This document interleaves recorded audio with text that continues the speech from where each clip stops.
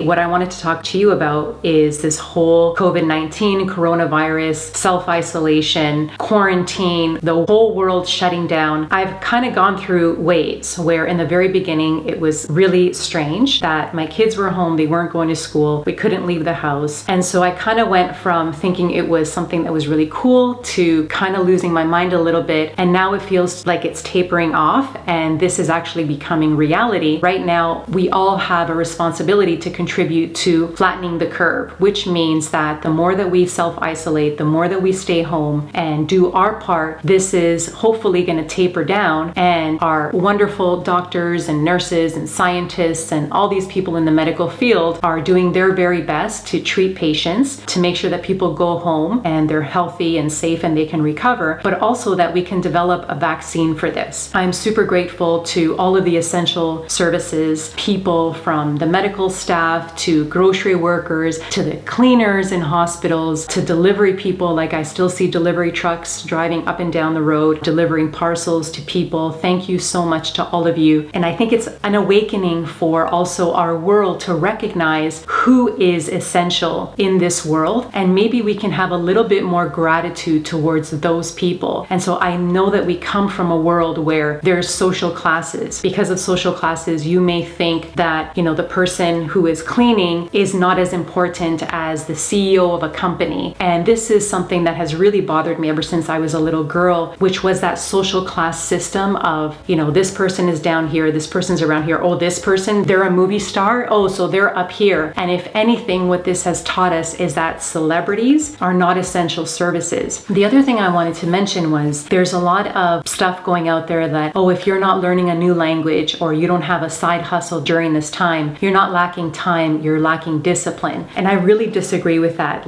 I think that in order for people to connect to their inner peace and to really be able to survive this period, people don't need homework. People don't need projects. People just need to be reminded that whatever it is that they need, it's okay. And so if you just managed to get out of bed this morning, that's amazing. If you can get up and make yourself a nutritious meal, if you have the energy to cook for yourself, for your children, just try to create an environment that is still stable. In our case, the best way to do that is just to try to be as simple as possible. So we're not trying to do anything fancier than we have in the past in terms of our lifestyle or what we're doing. It's trying to get back to the basics. And so I've been thinking a lot of our ancestors and what my grandmothers or great-grandmothers must have lived in cooking for themselves for every meal. Before this pandemic started, we were out of control with eating out a lot during the week. I just felt like I never had the time or the energy anymore to cook. Whereas now we're getting back to the basics and really appreciating. It's that appreciation for the small things that I think have been lost in the world that we live in. Some of the healthy habits that I have adopted during this time is to wake up in the morning and just practice gratitude. So think about 3 things that you're really grateful for. And usually it's a lot more than 3. You'll find 10, 15, 20 things. For me, it's exercise, it's dancing, it's yoga, it's quiet time, it's reading, it's meditation. Those are the things that are stabilizing my mind right now. The other thing that's stabilizing me is just recognizing that change is a part of life. Life is changing constantly, and if we attach ourselves to life always being the same and to the material world, then we can never find a stable mind like that. We have to come to terms with the fact that this life has both pain and joy, it has suffering and happiness, and that things are constantly changing, and that we have to be able to attach to something that does not pertain to materials, because in a moment it can all be taken away, and that's exactly what's happened now. For myself, I am finding peace of mind in bringing myself to the present moment, touching my surroundings, recognizing that I am safe, I am in my home, I am safe, I am with the people that I love. I also find comfort and joy knowing that, we take care of ourselves physically, because I know that this virus is attaching itself to people who are overweight, have diabetes, have underlying health conditions. And so now more than ever, it's so important to take care of our bodies and make sure that we're healthy and strong. And this has been something that our family has been doing for a long time. And it's something that we're continuing just to make sure that we're not smokers and we're not eating too much sugar. So that's another thing that we're doing. During this time where we cannot connect with friends and relatives and see the people that we would normally normally see and enjoy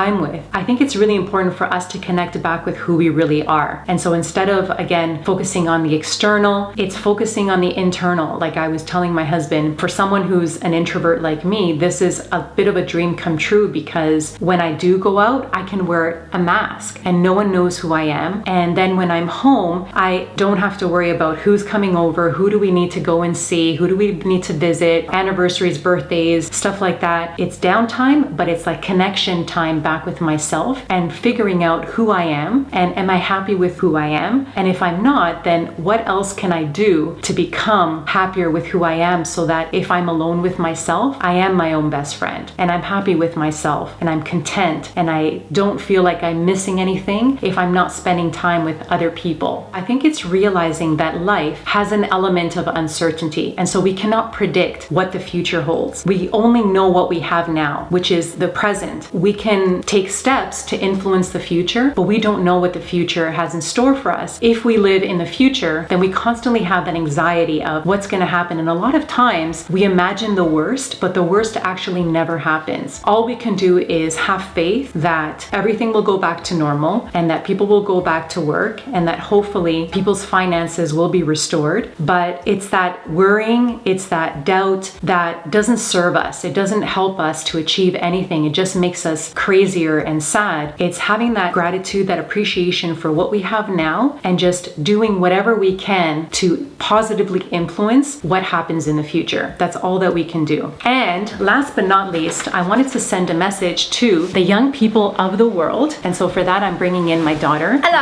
My awesome, amazing daughter, Gabriella. And I know that there are a lot of people out there who are not going to have graduation. They're not going to have prom. And I know that it's very, very sad. And a lot of you are expressing how sad you are and you're depressed. But I wanted you to hear from my daughter and her views on this time. And I know that you're going to miss your grade 8 graduation. And there was a grad trip that you were supposed to go on. Yeah. So of course I'm sad because I worked towards like my whole life to this point, and now I'm like moving on to secondary school and they cancel it. But you know what, guys? If you're graduating from like university and now you don't have a university graduation ceremony, that's something to be sad about. But especially for grades like grade 8, think about it this way. I was telling myself, because my friends were like ranting to me that they're super sad about it, and I was just like, yeah guys, but you know, we're still going back to school either way. You're graduating, but you're going to secondary school. You just have to flow with it because you have no control over it. It sucks to hear right now, but like it's happening. It's gonna happen. It will happen. It's already happening. If you have like a positive outlook, then this is gonna be easier to cope with. So you won't have a graduation ceremony, but what do you have? Well, you have food, you have a roof over your head, hopefully. You have a family, you have your health. You have your phone. You have clothes, you have your phone. Right? You live in an age where you have such Technology. incredible Wi-Fi. technology that you can still talk to your friends. You're not dialing on a phone. Can I speak to Melody? Yeah. Right? You're texting each other. You're staying connected. You can do schooling online. If this was the 80s, that would never happen. What would they even do? I have no idea what they would do. There are things to be grateful for. Guys, we have no school, so that's like a plus. We don't have to get up early. We don't have to go to school. We don't have to see our Our classmates. skin has never been clear. I know, look at my skin. Look at like old vids and then look at my skin right now. Nothing. And I'm okay with this social distancing Hey, me too. being a permanent thing from now on, right? Because hopefully now people can respect each other's space. So it's 2020 and people are only now learning how to cough into their sleeve. How to stay home when they're sick. When you're sick, stay home. Like, you'll Do not- catch up. You'll catch up sometime. It's not the end of the world. Don't like- go to school. Don't go to work. Hey, we're telling you, don't go to school when you're sick. Don't put other people's health at risk. It drives me crazy. Yeah. I'm out and people come, hi, how are you? And they give you a hug and kisses and Don't be that guy that like gives them the fever. Don't be that guy who hosts a party when they're feeling under the weather, because I've been to a family gathering before when I was younger and I got sick because the host was like sick and it was just a bad experience. just cancel it. Tell people that's okay. We'll celebrate another day. Now more than ever, people are waking up. The world is waking up, and we're just being more conscious of the fact that, you know, when they say we're all one, we really are all one. The whole world has come together during this time, and now more than ever, it's an awakening that we have to have each other's backs. We need to protect each other, and we just need to be more conscious of how our actions affect people, and actually our actions can affect the whole entire world. So thank you so much for watching this video. Thank you to my amazing daughter for being part of it. And And if there are any other topics you'd like for me to discuss or touch upon, leave a comment down below. And thank you again for being part of this channel, this journey, our family. We love you, and we'll see you soon. And follow my TikTok, Gabriella B, and my Instagram,